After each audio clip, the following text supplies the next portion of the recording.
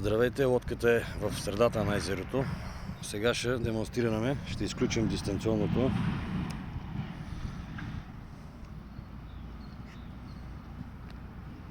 Да видим лодката дали ще се пребере сама. В момента в режим авария седи и чака да се свържи. Ако не намери връзка с дистанционното, ето, тръгва лодката с мигащи светлини, дистанционното е изключено и се прибира. Това е една от защитите на лодката. Просто тестваме дали всичко сработва. Трябва да се пребере на home точка с мигащи светлини. Сега през деня много не се виждат светлините.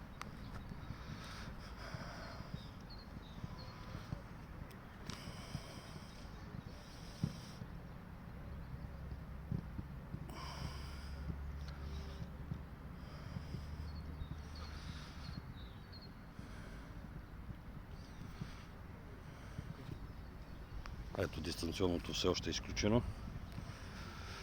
Мигат светлините и лодката се прибира, ето, на home точка с мигащи светлини. В момента, който включим дистанционното, тя се свързва и минава в режим на работа.